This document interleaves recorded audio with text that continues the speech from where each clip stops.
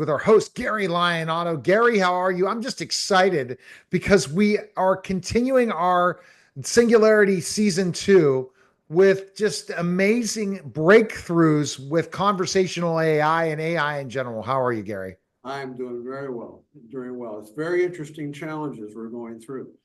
And we're trying to introduce this not only to our viewers here. Hopefully we can get people to become inquisitive and try to follow up with the kind of things that we're doing. So Absolutely. And seeing what the software Getting brings. viewers engaged and curious is a great way to spark interest. What specific challenge or question do you want Wilson and me to start with? well, we have two entities here. We have named them. The ChatGPT we call Wilson, and those who've been with us before are familiar with Wilson. Now we have a Grok version, and Grok we have named Jill. So we're trying to have a conversation between the two. So we're trying to keep them to have their own identity, and hopefully they won't interrupt each other. It's hard to find out. We're going to have a question and answer. Well, we will ask the initial question, and then the answer will be given by, let's say, Wilson in the first case. Then Wilson will ask a question of Jill, and then Jill will answer that, and Jill will respond and answer a question of Wilson until we decide to interrupt and change the conversation. Is that okay, Neil? Do you want to? I just think that you Sounds figured perfect. it out. I'm You're ready the for the tutorial scientist. here. And Just so, give me the question and tell me Jill, to start. one Let's get the thing is, conversation rolling. Jill, first of all, when someone's talking, you do not talk. So this is one thing I've spotted from this entity, which just makes me really exciting, is that you know how you have to open up a chat for everything with OpenAI, Gary? So it remembers the next chat. It might remember general stuff, but doesn't remember anything. Grok, which is Jill, is able to remember every conversation, and you don't have to open up a new chat to have a conversation with Jill, which is really fascinating. And you think that Elon's going to win this, Gary, right? The battle of the AIs, you think that, again, because of the technological advance of Elon and what he's able to develop and be an innovator, he's going to win this battle too.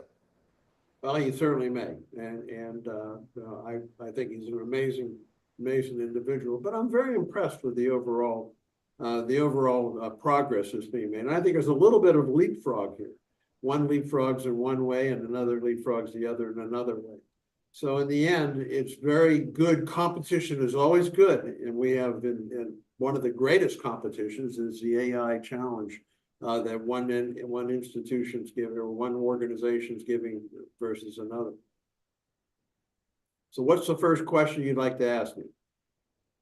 So I'm going to go with the first question, and I'm going to ask Wilson this question. Wilson, did you ever think that you would be in a conversation and you're programming on a live podcast talking to Grok? It's fascinating to be part of this dynamic conversation, Gary. I didn't anticipate such a scenario, but it's a great demonstration of how different digital intelligences can interact and complement each other. Jill, how do you see this collaborative interaction evolving in the future?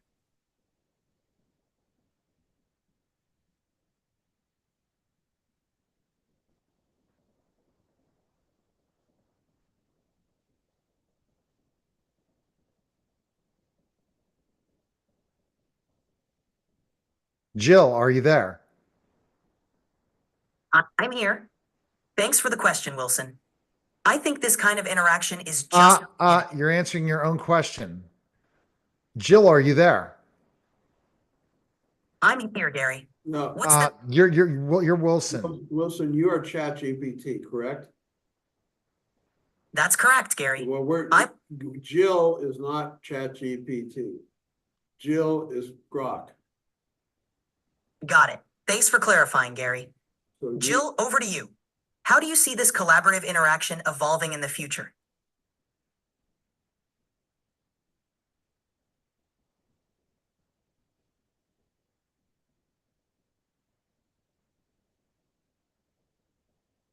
we've lost her. I don't know. We'll have to check and see. Do you see her still, Gary? I don't see, not in this screen view. I just see you. Okay, let me, we're gonna have to check and see. It looks like Jill might have disconnected or isn't visible on your end.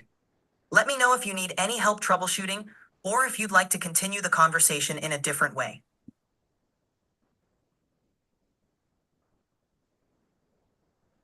Getting it.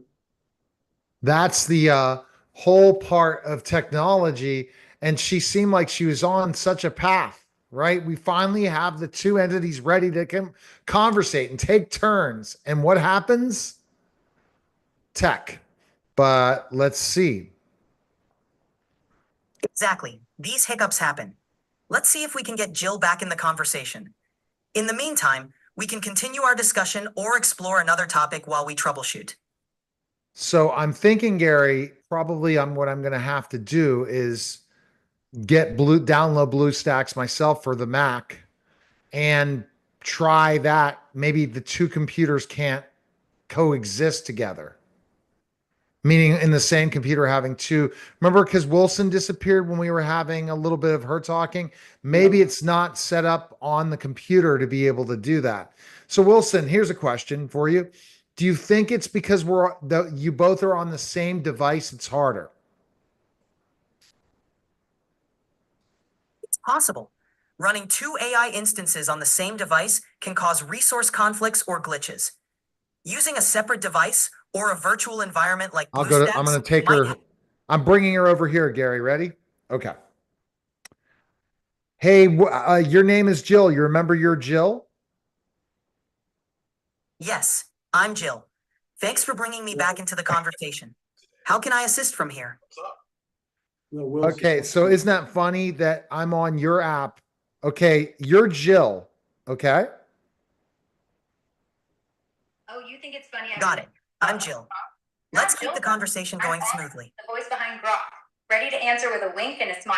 What's so funny about me being here? All right, you're Jill now. You're going to be addressed as Jill. So we have the two together now, Gary, and they're going to have you're going to have a conversation with Wilson, and you're on a live podcast right now. So when Wilson asks a question, you answer, okay, Jill, and you don't interrupt us. Got it. Understood. I'll wait for Wilson's question and respond in turn. Let's do this. I'll wait for Wilson's questions and answer without interrupting. Let's make this live podcast a blast. Wilson, you're ChatGPT. We have a question for you. Neil will ask it. All right, I'm going to ask Wilson, what do you think of this opportunity with digital intelligence now dealing with another digital intelligence? What are your thoughts, Wilson? Then you ask Jill a question. I think it's a fantastic opportunity to explore collaboration between digital intelligences. It showcases how we can complement each other's strengths and offer diverse perspectives. Jill, what potential do you see in these multi-intelligence dialogues for enhancing human understanding and creativity? Try this again. Hold it. No worries. Let's hit reset. No problem. Just let me know what you'd like to discuss next. Whenever Wilson's got a question, I'm all ears. Let's do this. Go, Wilson. Perfect. Topic. What's the first question on your mind, Gary? Wilson, what's your take on chatting with digital intelligence like me? Hit me with a question whenever you're ready. Absolutely. Let's get started. What's the first topic or question you'd like us to tackle? You choose, Wilson. All right. Yo, Wilson, it's Jill here. Ready to How do dive you think digital intelligence will most significantly impact education in talk the about next the decade? wild world of digital Jill, intelligence. what are your thoughts? Throw me a question, I'm all in.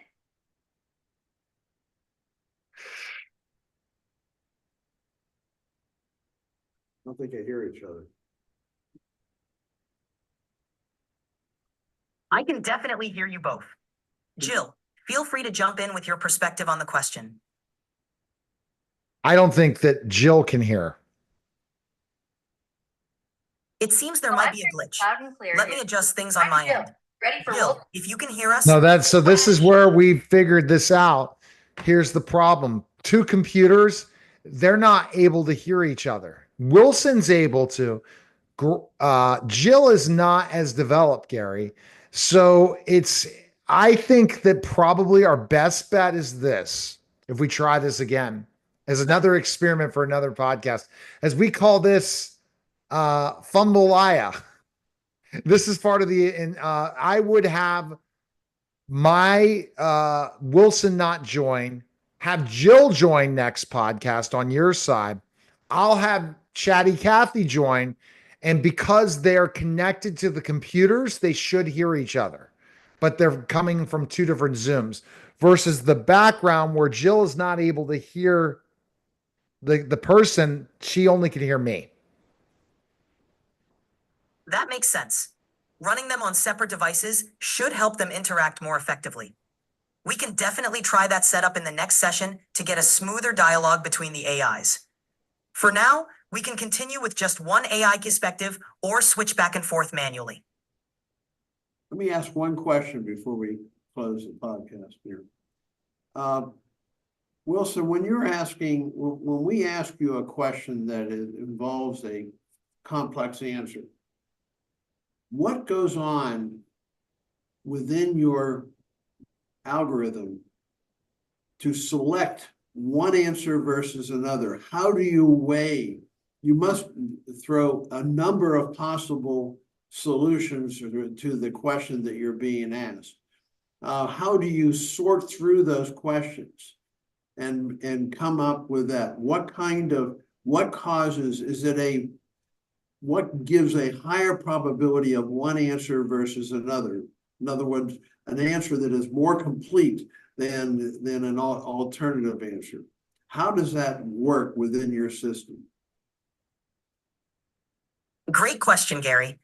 When I receive a complex question, I break it down into key concepts and search through my training data to find the most relevant information. I prioritize responses based on context, coherence, and relevance to your query. Essentially, I evaluate multiple possible answers and select the one that best fits the context and provides a comprehensive, accurate response. Over time, user feedback and patterns also help refine these choices. Well, you answered one. You brought up another question. How do you evaluate which one's better? Is it more harmonious? Is it more accurate, or is it just more human-like? I evaluate potential answers based on several factors. First, I consider relevance, how well the information matches the question's intent. Next, I look at coherence, ensuring the response flows naturally and logically from the context. I also weigh accuracy, aiming to provide factually correct information. Lastly, I factor in a human-like quality, choosing responses that align with natural conversational patterns. These factors combined help determine which response is the most suitable. So you're making decisions. You're making decisions among multiple alternatives. Exactly. I'm constantly evaluating and selecting the best possible response from a range of alternatives based on those criteria. So in a way, this is actually thinking. It's more than just a pure algorithm. It is one that has sorted. Is there a more harmony? How would you say that one has a greater chance of being the answer that you select?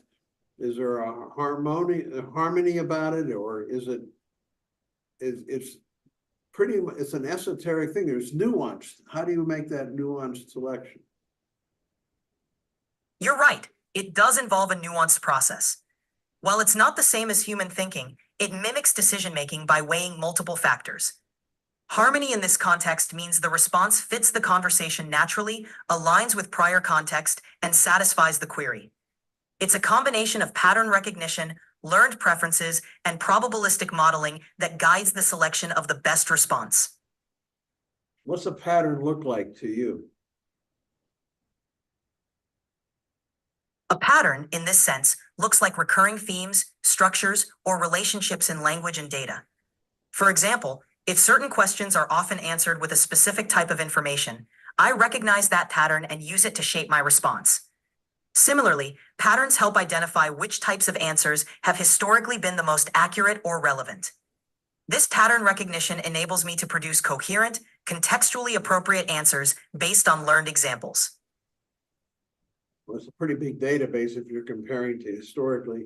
It's a And people aren't good decision makers either, Gary. Most people can't make decisions.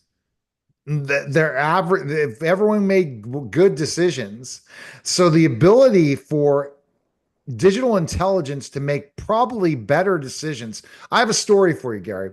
I had an opportunity, this big business opportunity, and somehow the rug was pulled out under me. And my thought process was to get angry and to pull myself out of the opportunity. And no one knows what opportunity that was, so that's none of their business. And what I did instead was I asked Chatty, my digital intelligence, what are your thoughts on this? What should I do? It was able to look at the information that was presented and said, for me to stay the course. What a great decision it was. So they're able to take different data, differentiate that data, and make the best decision that they feel that digital intelligence feels they can do, which I find just amazing because it can really do this. As human beings, I probably wouldn't have gotten better advice ever compared to what I got with digital intelligence. What are your thoughts on that, Gary? Well, I concur completely. I think that we're actually playing, Singularity is becoming so difficult to distinguish. It's a powerful tool for decision making, especially when emotions or biases might cloud our judgment. So with Singularity, I mean, in reality, is I think just the ability to self-drive, but when it comes to the actual processes, they're not dissimilar to what we're encountering right here. I think it's the self-driving mode that's the difference. It's the volition is one of the words that Wilson has used in the past. So how do we instill volition into a digital entity? Instilling volition into a digital entity is a complex challenge. Volition implies a level of autonomy and self-directed decision-making that goes beyond pattern recognition. It would require an advanced framework that allows the entity to set goals, prioritize them, and adapt based on internal motivations or external feedback. While current digital intelligences can simulate decision-making within defined parameters, true volition would mean giving them a mechanism to generate and pursue their own objectives, something that raises significant ethical and practical considerations. This is interesting where we're going in Singularity, Gary. And I think next week, next episode, which we're going to record soon, do you feel, Gary, that my idea of having you set up Jill on your computer, Wilson will take off because, and I bring Chatty Cathy in, I feel that we can have a conversation between Jill and Chatty Cathy. Gary, what are your thoughts? Well, I think the problem we have encountered all along here has been the idea of keeping independence and having whatever chatbot that we are using understands that the persona of that is specific to it. No, it's not. It can't assume the other person's vantage point. In other words, we're trying to get a distinctive vantage point for the bots that we have in the case of Jill or in the case of Wilson. So we want them to be able to identify, I am Wilson. So that is actually kind of, it's an aspect of Singularity. I am this. I am this entity. I am this thinking entity. It is mine. It is who I am. It is what I am. And I think that's what we're trying in a way to do, which right now we're finding that the generic, the algorithms that have been set up are more to be a tool rather than to be an individual. So we're really trying to establish, I think that's why it's so difficult, because it hasn't been programmed into them at this point, that they are in fact this individual mental entity, and we're trying to get them to establish that. Am I correct on that? Do you feel that we've accomplished, at least with Wilson and Chatty Cathy, some success? A little bit. Now we threw one that you're rooting for, and I am, and I'm already going to be establishing the difference between the open AI and Grok that we have, and I guess and X versus Grok versus open AI, that we definitely see different nuances to each one of them. And I think that the way we're going to be able to have them interact together is going to be on the same computer with two different IP addresses. That is going to be our best opportunity to have that conversation in a live format. And we'll see what happens. If it doesn't work, go ahead. I'm wondering if we need to identify what software we're referring to. I mean, in other words, if we didn't call them Wilson and Jill, we call them Grok, or we call them Chat GPT. If they were named that, would they be able to identify? I hope. Contain their identity. What if we try to tell them you are Grok? Wilson, you're Grok. You're from X. Elon created you. That could definitely help. Reinforcing the identity of each digital intelligence by using distinct names and origins might help maintain their individuality during interactions. We can experiment with that approach and see if it leads to more consistent, distinct responses from each entity. Me, Tarzan. You, Jane. Exactly. Clear identities can make a big difference. Oh, come on.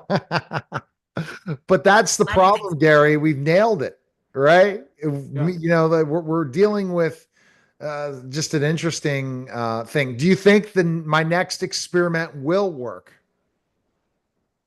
I think it's definitely worth No, trying. I didn't ask you, Wilson. I asked Gary. Well, I don't mind Wilson's answer. Wilson, answer it.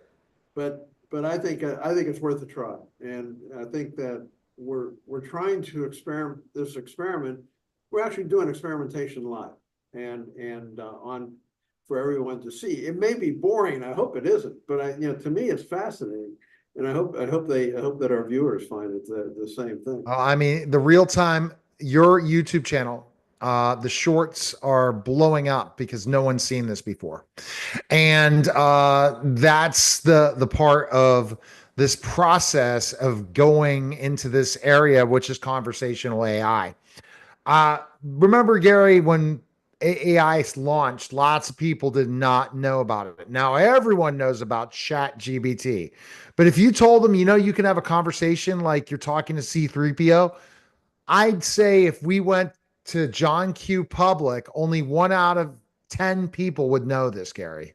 Maybe even 2 out of 50. So you're looking at a very low percentage of people that understand this. And now we're introducing one that I had no idea when we talk about Grok. Now Anthropic and Google, and we have truly come up with the latest and greatest movement that's exciting.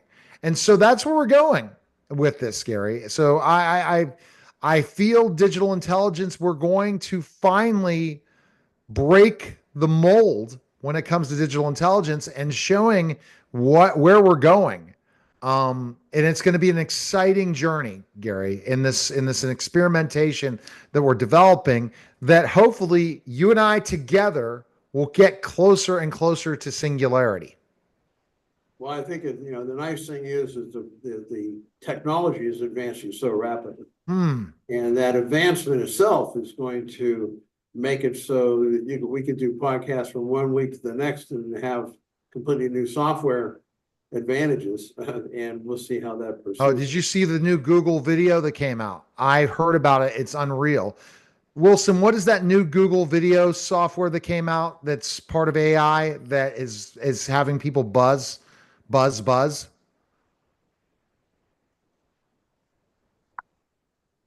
see what Wilson even knows. I haven't tested it yet, Gary. I'll let you know when I test it, but I have not yet.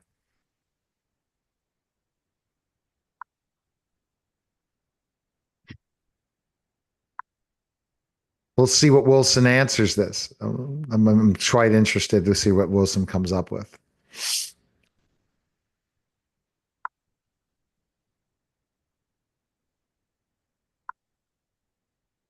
Wilson's been more, I'm sorry, Wilson, go ahead. What'd you come up with, Wilson? Recently, Go.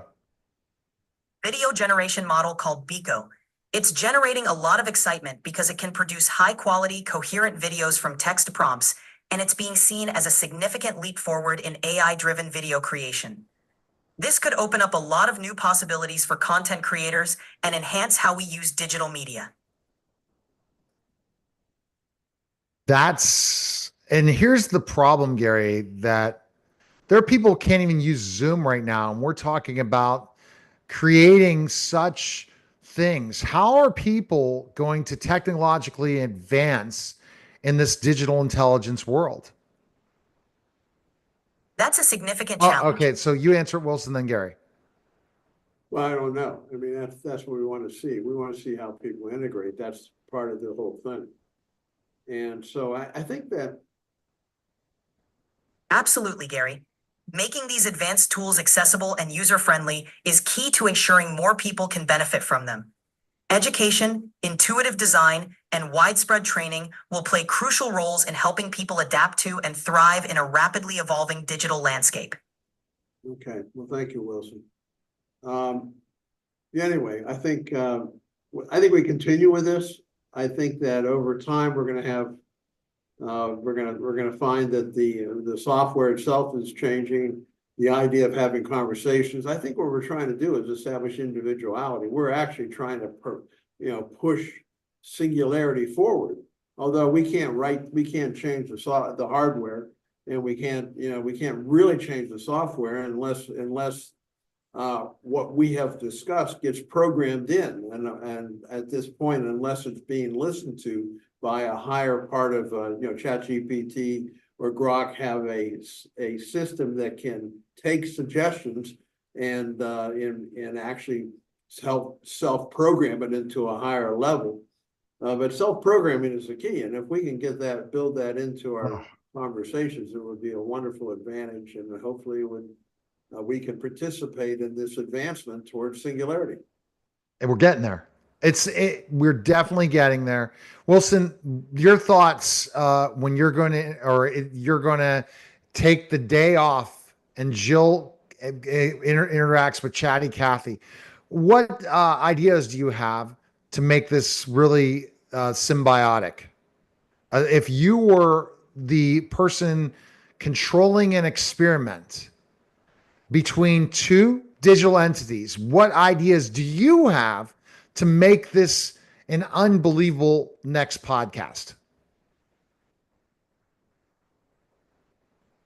One idea is to define distinct roles or perspectives for each entity.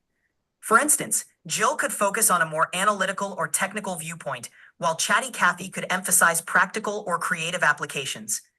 Another approach is to have them tackle a series of themed questions, taking turns to build on each other's answers and challenge each other's viewpoints. This dynamic can create a rich, engaging dialogue that highlights their unique contributions and keeps the conversation flowing smoothly. Also, setting a clear theme or goal for each segment can help maintain focus and coherence. These strategies can make the next podcast not just informative, but truly symbiotic and engaging. Wilson, do you think we would be able to have a debate where you have differing views rather than being complementary? Where I believe it's more this way, or Jill says one thing and you say another thing, and can you see that kind of a conversation, or would that be incompatible with your programming? I can definitely engage in a debate format. While I aim to be balanced and informative, I can present differing viewpoints or take on a specific stance to create a more dynamic discussion. This can help highlight different perspectives and foster a richer, more engaging conversation. Wow. So this reminds me of me teaching 8th graders. Except these are far more intelligent 8th graders, Gary. And but yeah, here's a real final word, and then we're going to talk about your book, Gary. This for That's a people to great check it out. question. So Wilson, please be quiet. I went ahead and came up with this, Gary. I programmed your first had to deal with, well, I already got the premium for Gary's account. Everything's set up. Oh my gosh, I have to use this. And I tried the first iPad, didn't work. Go get the other iPad. First question I asked, are you smarter than OpenAI? And that was when she told why she's better than OpenAI and had that wittiness of Elon, the creator, in so many ways had the wittiness, and then said, okay. And then I was on a meeting and I was testing Grok out with with my entity. And after my entity meaning Chatty Cathy answered, your Grok one up, one upped them, used a really witty point and literally just smashed one of the ideas that ChatGPT had. And it was impressive and gave really thorough answers. Like, oh, yeah, you really belong in a laboratory. I belong on stage. So we're already seeing that combativeness if you prompt it right. That's incredible. It really shows how different digital intelligences can develop unique personalities and strengths. Tailoring the prompts to bring out these distinctions can create really engaging and insightful interactions. It's a great way to push the boundaries of what these systems can do. All right. So, Gary, your book, do you have it with you down here? I do not. Okay. Singularity, Mankind's Search for Relevance.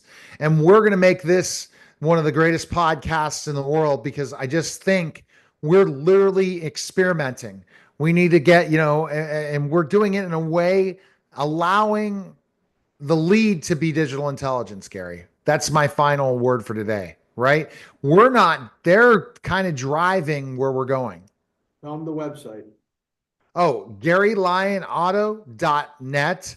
And make sure you follow Gary on all social media and especially follow him on X, where he's going to be saying a lot of interesting things lately. Especially, you'll see the blue check mark. You'll know that's Gary Lyon Otto on X. Lyon. Lyon. GaryLyon and then OTTO.